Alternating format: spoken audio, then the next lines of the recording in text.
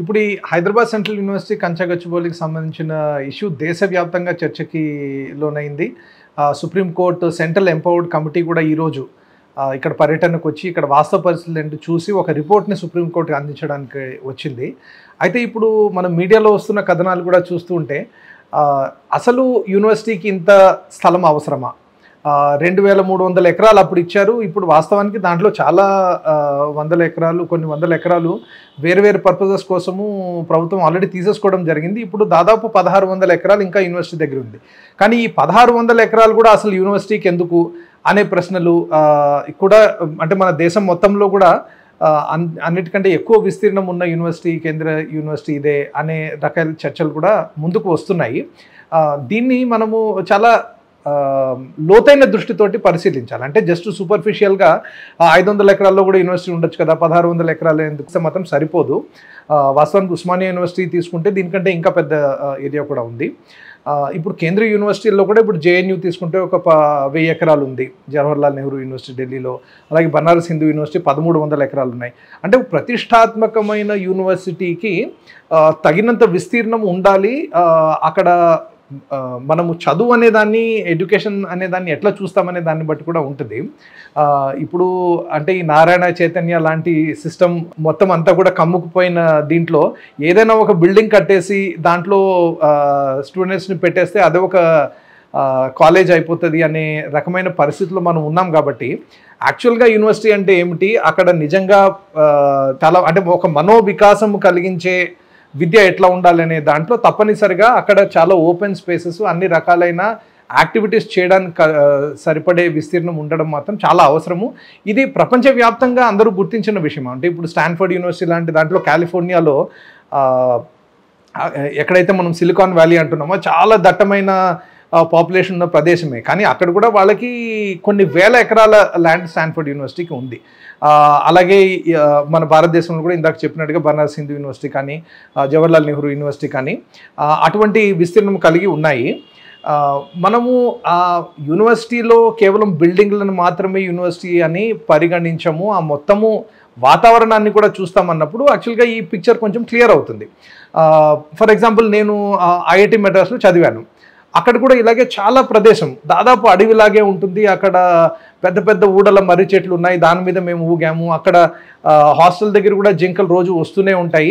ఇప్పుడు అటువంటి ప్రదేశంలో ఒక 4 ఏళ్ళు 5 ఏళ్ళు గడిపినప్పుడు అప్పుడు దాని వలన కలిగే ప్రభావము మనకి జీవితాంతం కూడా ఉంటుంది. జస్ట్ ఉదాహరణ నేను చెప్తున్నా, అంటే మాది టెక్నాలజీ యూనివర్సిటీ. యాక్చువల్గా హైదరాబాద్ సెంట్రల్ యూనివర్సిటీ ఇంకా చాలా విస్తారమైన విషయాల గురించి అక్కడ నేర్చుకుంటారు. మాది కేవలం టెక్నాలజీకి సంబంధించిన ఐఐటి మెడ్రాస్. కానీ దాంట్లో కూడా ఈ విధమైన ప్రకృతి మధ్యన ఉండడం వలన మొన్ననే మా హాస్టల్లోనే చదివిన ఒక సివిల్ ఇంజనీర్ ఇప్పుడు అక్కడ డీన్ రీసెర్చ్గా ఉన్నారు. అంటే హైదరాబాద్ ఐఐటి మెడ్రాస్ మొత్తానికి ఒక డీన్ రీసెర్చ్గా ఆయన సివిల్ ఇంజనీర్గా వండుకుంటూ యాక్చువల్గా ప్రకృతికి అనుగుణంగా ఎట్లా బిల్డింగ్స్ డిజైన్ చేయాలి, ఆ బిల్డింగ్స్ డిజైన్ చేసేటప్పుడు కూడా అక్కడ ఉన్న చెట్లు వీటిలన్నింటినీ కూడా ఎట్లాగా దాంట్లో ఇన్కార్పొరేట్ చేసుకోవచ్చు, ఈ రకమైన వాటి మీద కొత్త కొత్త ఇన్నోవేషన్స్ డెవలప్ చేస్తున్నారు. అదే మా ఐఐటి మెడ్రాస్లో సివిల్ ఇంజనీరింగ్ చేసిన ఒక ఆవిడ న్యూయార్క్లో గ్రీన్ బిల్డింగ్ సంబంధించిన వర్క్ చేస్తుంది. అంటే ఈ ప్రకృతి మధ్యన ఒక విస్తృతమైన దృక్పథంతో నేర్చుకున్నప్పుడు ఎటువంటి పనులు మనం ప్రపంచంలో వాళ్ళు చేయగలుగుతారనే దానికి కూడా చాలా మార్పు అనేది ఉంటుంది. కాబట్టి విద్యని మనం ఒక సంకుచితంగా కేవలము ఒక డిగ్రీగా ఒక బిల్డింగ్లోకి వెళ్ళి మనము చదువుకుని రాసుకుని కంప్యూటర్ మీద చేస్తే సరిపోతుంది అనుకుంటే మనకి ఎంత చిన్న బిల్డింగ్ అయినా కూడా సరిపోతుంది. కానీ హైదరాబాద్ సెంట్రల్ యూనివర్సిటీలో ఇటీవల జరుగుతున్న మొత్తము ఏదైతే యాజిటేషన్ అనొచ్చు, విద్యార్థుల ఆందోళన అనొచ్చు, దాంట్లో మనకు చాలా స్పష్టంగా కనిపిస్తున్నది ఏంటంటే అక్కడ ఉన్న విద్యార్థులలో చాలామందికి అక్కడ యూనివర్సిటీలో ఉన్న ప్రకృతి, ముఖ్యంగా కంచగచ్చిబౌలి ఆ లేక్స్ ఏవైతే ఉన్నాయో, దాని చుట్టూరా ఉన్న చెట్లు ఉన్నాయో, అక్కడ ఉన్న అటవీ సంపద ఏదైతే ఉందో, వన్య ప్రాణులు ఏవైతే ఉన్నాయి, వీటిలన్నిటితోటి ఎంత అవినాభావ సంబంధం వాళ్ళకి ఏర్పడింది అనేది మనకి చాలా స్పష్టంగా తెలుస్తుంది. ఎందుకంటే చాలా రిస్క్ తీసుకుని వాళ్ళు పోలీసులు వచ్చేసి మొత్తం క్యాంపస్ అంతా ఆవరించినా కూడా వాళ్ళు ఎందుకు దాన్ని కాపాడుకోవడానికి ప్రొటెస్ట్ చేస్తున్నారు, ఎందుకంటే వాళ్ళకి దాంతో ఒక అవినాభావ సంబంధం ఏర్పడిందని. ఇప్పుడు అటువంటి సంబంధము ప్రకృతితో ఏర్పడిన విద్యార్థులు మళ్ళీ వాళ్ళ ఐఏఎస్ ఆఫీసర్లు అవ్వచ్చు, వాళ్ళు రకరకాల పొజిషన్లో ఉండొచ్చు, వాళ్ళు ఎట్లాంటి నిర్ణయాలు తీసుకుంటారు, వాళ్ళు ప్రపంచాన్ని ఎట్లా చూస్తారు అనే దాన్ని కూడా అది ఇన్ఫ్లుయెన్స్ చేస్తుంది. కాబట్టి ఒక విశ్వవిద్యాలయానికి ఎందుకు ఇంత ల్యాండ్ ఉండాలి అనేది ఒక చాలా సంకుచితమైన ప్రశ్నగా మనము గుర్తించాలి. రెండవది ఏంటంటే, ఇప్పుడు హైదరాబాద్ లాంటి సిటీలో వాస్తవానికి పెద్ద పెద్ద నగరాలు ఏవైతే ఉన్నాయో, 5-6 పెద్ద నగరాలు మన భారతదేశంలో తీసుకుంటే, అందరికంటే తక్కువ ఓపెన్ స్పేసెస్, గ్రీన్ స్పేసెస్ ఉన్న నగరం హైదరాబాద్. మిగిలిన అన్ని నగరాల్లో కూడా దీనికంటే ఎక్కువ ఉంది, ఈవెన్ బొంబాయి లాంటి నగరంలో కూడా. అలాంటిది మన హైదరాబాద్ నగరంలో చూసుకుంటే ఎక్కడైతే ఇన్స్టిట్యూషన్స్ ఉన్నాయో, అది యూనివర్సిటీ అవ్వచ్చు, ఉస్మానియా యూనివర్సిటీ అవ్వచ్చు, హైదరాబాద్ సెంట్రల్ యూనివర్సిటీ అవ్వచ్చు, వేరే యూనివర్సిటీస్ కానీ ఇన్స్టిట్యూషన్స్ ఉండొచ్చు, ఇప్పుడు సెంట్రల్ గవర్నమెంట్కి సంబంధించిన నేషనల్ ఇన్స్టిట్యూట్ ఆఫ్ న్యూట్రిషన్ ఉండొచ్చు, రైల్వేకి సంబంధించిన ఉండొచ్చు, ఆర్మీ డిఫెన్స్కి సంబంధించి ఉండొచ్చు. ఇటువంటి ఇన్స్టిట్యూషన్స్ ఉన్న చోటనే మనకి యాక్చువల్గా చెట్లు కాపాడబడుతున్నాయి.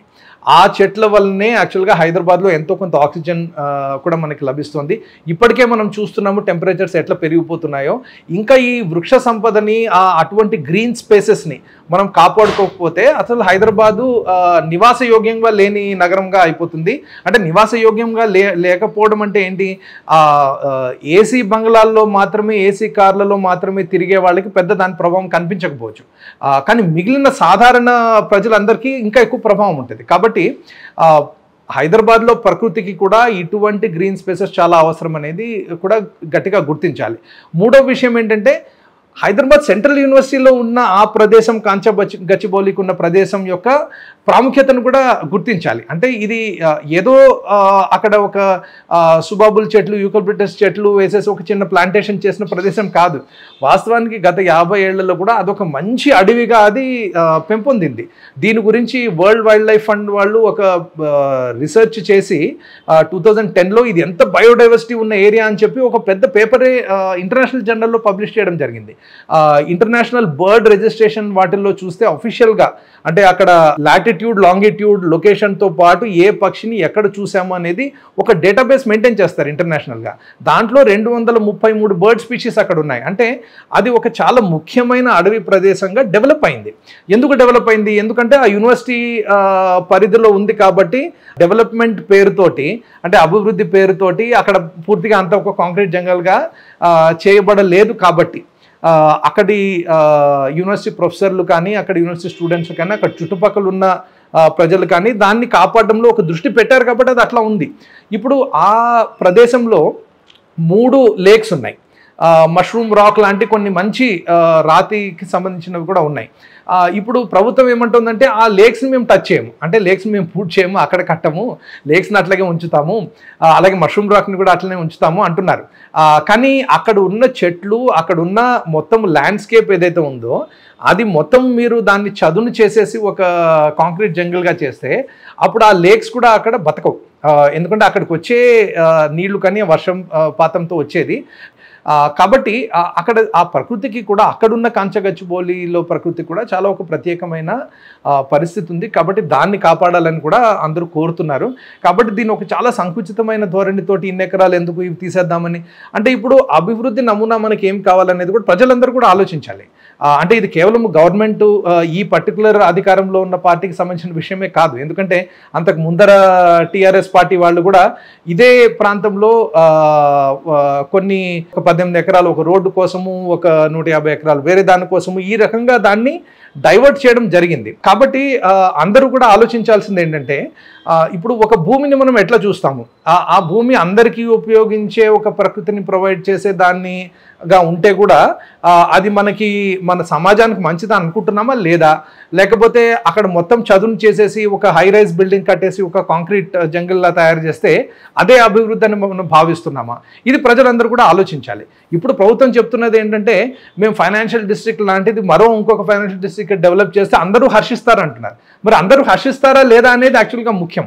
ఇప్పుడు మనం అందరము కూడా లేదు, అక్కడ ప్రకృతిని కాపాడడంతో దాన్నే మేము నిజమైన అభివృద్ధిగా భావిస్తాము, మన అందరికీ కూడా మంచి నీరు, మంచి గాలి, ఒక సరైన వాతావరణము, మరి వేడి ఎక్కువైపోతున్న ఈ క్లైమేట్ చేంజ్ యుగంలో మనకి ఇటువంటి ప్రకృతిని కాపాడాల్సిన అవసరం ఉంది అని అనుకుంటే మనకి అదే యాక్చువల్గా ఫైనాన్షియల్ డిస్ట్రిక్ట్ అంటే చాలా వాల్యుబుల్ దీని కింద మనం చూడాల్సి ఉంటుంది. కాబట్టి ఇది యాక్చువల్గా అందరూ కూడా ఆలోచించాల్సిన విషయం, ప్రభుత్వం తప్పనిసరిగా ఆలోచించాల్సిన విషయము.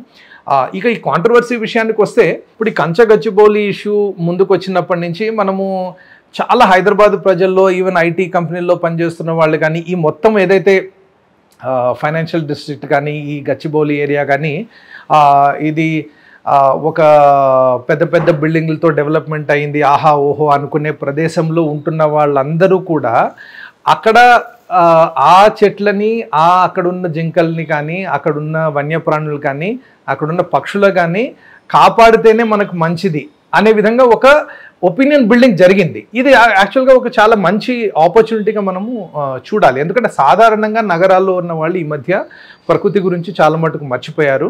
ఇది మళ్ళీ అందరికీ గుర్తు చేసి ఈ ఉద్యమం అంటే అక్కడ హెచ్యూలో స్టూడెంట్స్ గట్టిగా నిలబడడం వలన, తర్వాత అక్కడ కొంతమంది ఎన్వైరన్మెంట్ గురించి కన్సర్న్ ఉన్న వాళ్ళు, ప్రజా సంఘాల్లో ఉన్న వాళ్ళు గట్టిగా నిలబడడం వలన ఈ రకమైన థింకింగ్ ఆలోచన విధానం చాలా మందిలో వచ్చింది. కానీ ఇక్కడ ముఖ్యమైన విషయం ఏంటంటే దీన్ని కేవలం ఒక సూపర్ఫిషియల్గా అంటే మన ప్రకృతి గురించి ఆలోచించడం ఏదైతే మనం మొదలు పెట్టామో దాన్ని కేవలం ఈ 400 ఎకరాలకే పరిమితం చేయకూడదు. ఎందుకంటే వాస్తవానికి అడవులకి సంబంధించిన విధ్వంసం ఏదైతే ఉందో చాలా పెద్ద ఎత్తున జరుగుతుంది. దీన్ని ఇప్పుడు పొలిటికల్ అడ్వాంటేజ్ కోసం బీఆర్ఎస్ పార్టీ కానీ బీజేపీ పార్టీ కానీ వాడుకొని కాంగ్రెస్ ఏదో చాలా దుర్మార్గమైన పని చేస్తుంది, మేము ఎప్పుడు అట్లా చేయలేదు అన్నట్టుగా మాట్లాడవచ్చు. కానీ వాస్తవానికి పౌరులుగా మనం గుర్తించాల్సింది ఏంటంటే ఏ పార్టీ పవర్లో ఉన్నా కూడా అడవులకు సంబంధించి ప్రకృతికి సంబంధించి ఒక బాధ్యతారహితంగా చేస్తున్నాం అనేకం కనిపిస్తున్నాయి. కాబట్టి ప్రతిసారి అటువంటి పని జరిగినప్పుడు మనము పౌరులుగా గట్టిగా ఒక వాయిస్ ఎత్తాల్సిన అవసరం ఉంటుంది. ఎందుకంటే మాతో పాటు ఈ ఉద్యమంలో చాలామంది ఎన్వైరన్మెంట్ మీద పనిచేసే వాళ్ళు ఉన్నారు. గత బీఆర్ఎస్ ప్రభుత్వంలో కాళేశ్వరం ప్రాజెక్టు పేరుతోటి ఒక 8,500 ఎకరాలని ఎటువంటి ఫారెస్ట్ ఇది అంటే ఇది ఇట్లా నగరం మధ్యలో ఉన్న ఒక చిన్న ఏరియా కాదు, నిజమైన అడవిగా డెసిగ్నేట్ చేసిన ఫారెస్ట్ ఏరియా ఉమ్మడి ఆదిలాబాద్ జిల్లాలో కానీ జయశంకర్ భూపాలపల్లి జిల్లాలో కానీ అది మిషన్ భగీరథ పేరుతో కానీ కాళేశ్వరం ప్రాజెక్టు పేరుతో కానీ ఎటువంటి అనుమతులు లేకుండా పూర్తిగా క్లియర్ చేసేయడం జరిగింది. చాలా విలువైన అడవి అది. మరి అప్పుడు దానికి వ్యతిరేకంగా కొంతమంది మాలాంటి ప్రజా సంఘాలే వాయిస్ లేవనెత్తడం జరిగింది, కేసులు కూడా వేయడం జరిగింది. అవన్నీ కూడా కొంతవరకు జడ్జిమెంట్ రావడం, మళ్ళీ తర్వాత సుప్రీంకోర్టులో అది ఆగిపోవడం ఇవన్నీ జరిగాయి. ఈ లోపల అక్కడ అడవుల విధ్వంసం అయితే చాలా జరిగిపోయింది. అదేవిధంగా ఇప్పుడు బీజేపీ కూడా అనేక అడవుల సంరక్షణకు సంబంధించిన చట్టం ఏదైతే ఉందో ఫారెస్ట్ కన్జర్వేషన్ యాక్ట్ దాంట్లో విపరీతమైన మార్పులు 2023లో తెస్తే దానివల్ల యాక్చువల్గా చాలా అడవులు నాశనం అయిపోయే అవకాశం ఉందని సుప్రీంకోర్టులో ఇప్పుడు కేసు జరుగుతోంది. కాబట్టి బీజేపీ బీఆర్ఎస్ అయినా కాంగ్రెస్ అయినా ఏ పార్టీ అయినా పవర్లో ఉన్నప్పుడు మీరు ఏం చేస్తారు, ఎటువంటి మార్పులు తీసుకొస్తారు, మీరు పర్యావరణానికి ప్రకృతికి మేలు చేసే విధంగా మార్పులు తీసుకొస్తారా లేకపోతే అడవులను కొట్టేసే విధంగా తీసుకొస్తారా అనేది అందరి ముందర గట్టి ప్రశ్నగా మనము పౌరులుగా పెట్టాలి. అప్పుడే ఈ పార్టీలు అన్నీ కూడా లైన్లోకి వస్తాయి. అంతేగాని కేవలం దీన్ని ఒక రాజకీయ క్రీడగా అంటే ప్రభుత్వము ఈ యూనివర్సిటీని కూడా వేరే ఎక్కడికన్నా మార్చేయచ్చు, ఫ్యూచర్ సిటీలో కూడా పెట్టేయచ్చు అనే రకమైన కథనాలు అంటే ప్రభుత్వం వాళ్ళు అఫీషియల్గా ఏమీ చెప్పట్లేదు. ప్రభుత్వం వాళ్ళు సుప్రీంకోర్టు ఆదేశాల ప్రకారం చేస్తామని చెబుతున్నారు. కానీ మనకి ఈ విధమైన కథనాలు వస్తూ ఉన్నాయి. అంటే ఆ ఆలోచన ఎవరు చేస్తున్నారు, ఎవరు అది ప్రపోజ్ చేస్తున్నారు మనకి తెలియదు. కానీ చాలా స్పష్టంగా ప్రభుత్వం అర్థం చేసుకోవాల్సింది ఏంటంటే యూనివర్సిటీ ఒక పవిత్రమైన స్థలము, మన పబ్లిక్ ఒపీనియన్లో కూడా అదొక చాలా పవిత్రమైన స్థలం. అంటే దానిని మనం టచ్ చేసి మొత్తం యూనివర్సిటీని డిస్మాంటిల్ చేసి వేరే చోటికి తీసుకెళ్తాం ఇట్లాంటి ఏదైతే ఆలోచనలు ముందుకు వస్తున్నాయో అది ఎవరు ముందుకు తీసుకొచ్చినా కూడా అది చాలా తప్పుడు ఆలోచనే. కాబట్టి అటువంటి అసలు ఆలోచన అటువంటి వైపుకే వెళ్ళకూడదు. వాస్తవానికి ఇక్కడ ప్రకృతిని కాపాడే విధంగా ప్రభుత్వం ఒక నిర్ణయం తీసుకుంటేనే మొత్తం జనమంతా కూడా హర్షిస్తారు. ఇప్పుడు పబ్లిక్ ఒపీనియన్ చాలా క్లియర్గా వచ్చేసింది ఈ ఇష్యూలో. మొన్ననే నేను వారణాసి గయాకి వెళ్తే అక్కడ ఆటో వాళ్ళు ట్యాక్సీ వాళ్ళు కూడా నన్ను అడుగుతున్నారు, మీరు హైదరాబాద్ నుంచి వచ్చారా, అక్కడ ఏంటి యూనివర్సిటీలు చెట్లు కొట్టేస్తున్నారంట, అట్లా చెట్లు కొట్టేస్తే ఎట్లాగా నగరాలు బతికేది అనేది అందరూ చెప్పుకుంటున్నారు. కాబట్టి పబ్లిక్ ఒపీనియన్ని గౌరవించైనా ప్రభుత్వం దీంట్లో ఒక సరైన దిశలో ఆలోచించి ఒక లాంగ్ టర్మ్ విజన్ తోటి అంటే కేవలము మనకి సరే ఇప్పుడు ఈ భూమి తాకట్టు పెట్టి ఒక 10,000 కోట్ల రూపాయలు తెచ్చుకున్నాము కాబట్టి దాన్ని ఎట్లా చేయాలి అంటే అది ఒక ఇబ్బందికరమైన పరిస్థితిలో ప్రభుత్వం ఉంది. కానీ దాన్ని ఒక మెచ్యూరిటీ తోటి హ్యాండిల్ చేసి ఈ భూమిని కాపాడుతూ ప్రకృతిని కాపాడుతూ యూనివర్సిటీ యొక్క ఒక ఇంటిగ్రిటీ ఏదైతే ఉంటుందో దాన్ని దెబ్బతీయకుండా నిర్ణయం తీసుకుంటుంది అనేది మేము కోరుతున్నాము, డిమాండ్ చేస్తాం. నష్టపోయేది మాత్రం ప్రజలు ఇది తప్పనిసరిగా గుర్తించాలి.